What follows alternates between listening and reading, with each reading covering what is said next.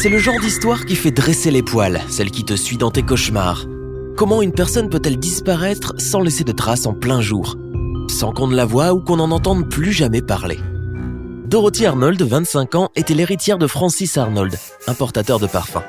Fille d'un riche entrepreneur, Dorothy a poursuivi d'excellentes études et a obtenu son diplôme du prestigieux Bryn Mawr College pour femmes, où elle s'est spécialisée en littérature. Elle parlait plusieurs langues et rêvait de devenir écrivain. Elle était intelligente, riche, belle et populaire dans la haute société new-yorkaise. La vie allait très bien pour cette jeune femme, jusqu'au jour de sa mystérieuse disparition, le 12 décembre 1910.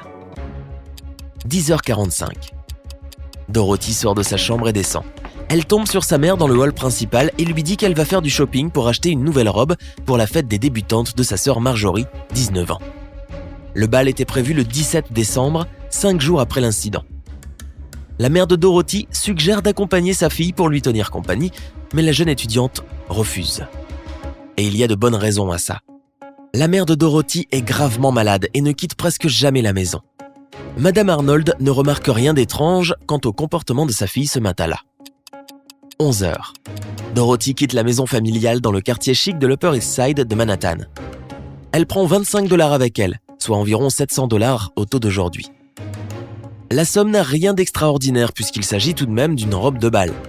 Elle est bien habillée comme le veut son statut social et elle porte un gros sac à main. Elle se dirige vers la partie ouest de la ville en direction de la 5e avenue, puis vers le centre-ville de Manhattan. Il faut compter environ 1 heure de marche, mais comme les rues étaient glacées et glissantes, Dorothy a sans doute mis plus de temps pour s'y rendre. En chemin, Dorothy croise plusieurs de ses connaissances. Plus tard, ils se rappelleront tous qu'elle était de très bonne humeur. Elle s'arrête même dans une confiserie au coin de la 5e avenue et de la 27e rue pour acheter une boîte de chocolat. Le vendeur de la boutique racontera également au détective que rien ne semblait étrange dans l'humeur ou le comportement de Miss Arnold. 13h. Sur la 27e rue, Dorothy se rend à la librairie de Brentano où elle achète une collection d'histoires drôles et d'essais. En quittant le magasin, elle tombe sur son amie Gladys King. Elle a aussi été invitée à la fête de Marjorie et elle discute de cet événement pendant un petit moment. Puis Gladys s'excuse car elle doit retrouver sa mère pour le déjeuner. 14h. Dorothy fait ses adieux à Gladys et rentre chez elle. Elle décide de passer par Central Park en chemin. Du moins, c'est ce qu'elle dit à son amie, et c'est la dernière fois que l'on vit Dorothy Arnold. Le soir du 12 décembre, Dorothy n'était toujours pas rentrée chez elle, mais il n'y avait pas de raison de s'alarmer pour le moment. Dorothy était une adulte, et elle était sortie faire des courses. Peut-être avait-elle du mal à trouver la robe parfaite. Peut-être a-t-elle retrouvé des amis. Quand elle ne rentra pas à la maison ce soir-là, ses parents se dirent qu'elle était restée chez son petit ami. Ils tirèrent l'alarme seulement quand Dorothy ne rentra pas à la maison le lendemain soir, mais ils ne sont pas allés à la police, pas tout de suite. Son père ne voulait pas ébruiter l'affaire. Il avait peur de nuire à la réputation de son entreprise à cause d'un éventuel scandale. Le fait est qu'à l'époque, il n'était pas courant qu'une jeune femme célibataire sorte avec un homme et ne se marie pas.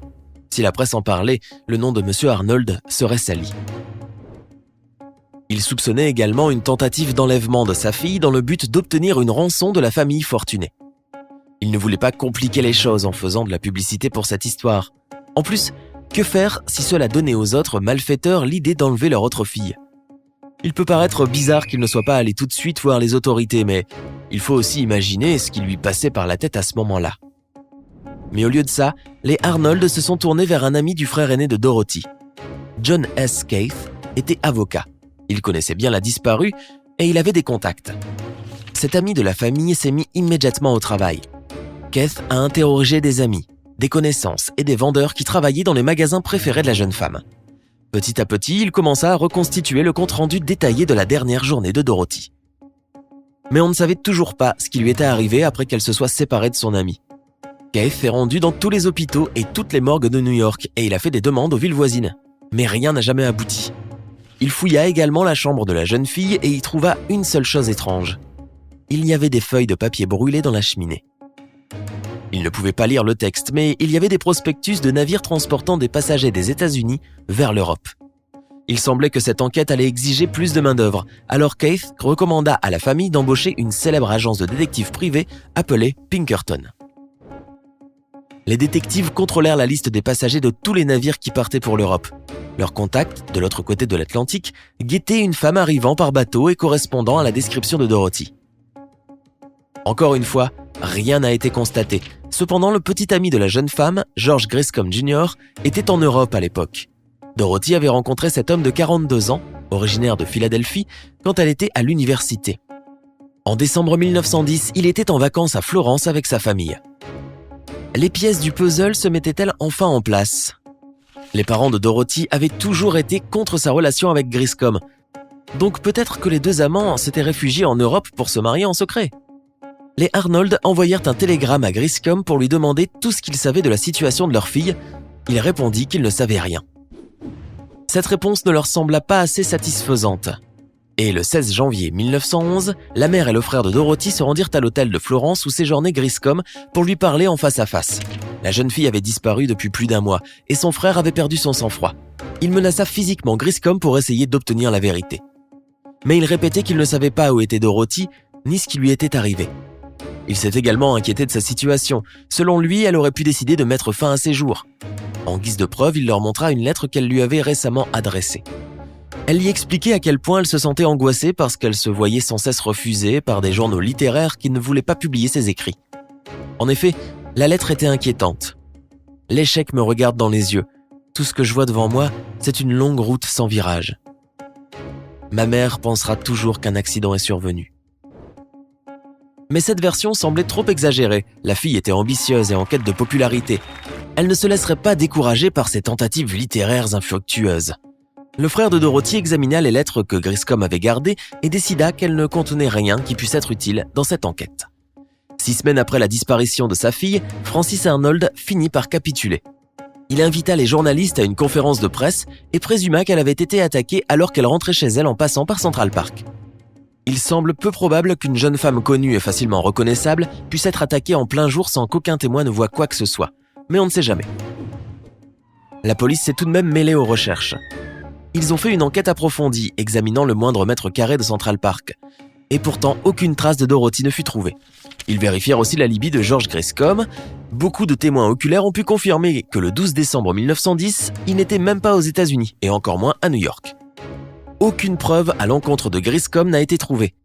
D'ailleurs, il dépensa lui-même plusieurs milliers de dollars en petites annonces dans les journaux où il suppliait Dorothy de revenir. Il déclara à la presse qu'il allait l'épouser, même si ses parents étaient contre. Il existe aussi la théorie qu'elle s'est simplement enfuie. On savait qu'elle était particulièrement déprimée par les refus de la presse. En fait, on suppose que les papiers brûlés qui se trouvaient dans la cheminée au début de l'enquête étaient des lettres de refus. L'argent qu'elle avait pris pour sa robe de bal était-il vraiment destiné à une fugue secrète ? La veille de sa disparition, elle avait aussi pris $36 de plus, soit $925 au taux d'aujourd'hui, pour soi-disant déjeuner avec des amis. En plus de l'argent de la robe, elle aurait pris environ $1500 pour commencer une nouvelle vie. Mais cette version aussi est très suspecte. Pourquoi une riche mondaine déciderait-elle d'abandonner ses amis, sa famille et sa maison simplement parce qu'elle avait du mal à lancer sa carrière d'écrivain ? De plus, le jour de sa disparition, elle ne portait pas de sac assez grand pour contenir des vêtements. Et même si elle pouvait en mettre dans son sac à main, aucune de ses tenues ne manquait dans sa chambre. Tous les témoins disent qu'elle ne se comportait pas de façon étrange ou secrète le jour de sa disparition, si bien que, au dire de tous, la femme s'est simplement volatilisée.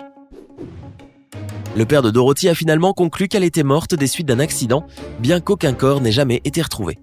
Malheureusement, malgré les $2 millions dépensés pour retrouver leur fille, la famille de Dorothy ne l'a jamais revue. Plus de 100 ans plus tard, le mystère n'est toujours pas résolu. À ton tour maintenant. Selon toi, quelle théorie sur la disparition de Dorothy Arnold est la plus plausible ? Dis-le nous dans les commentaires.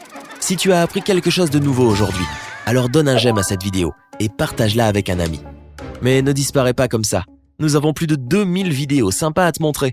Tout ce que tu as à faire est de choisir la vidéo de gauche ou de droite, de cliquer dessus et de passer un bon moment. Reste avec nous du côté sympa de la vie.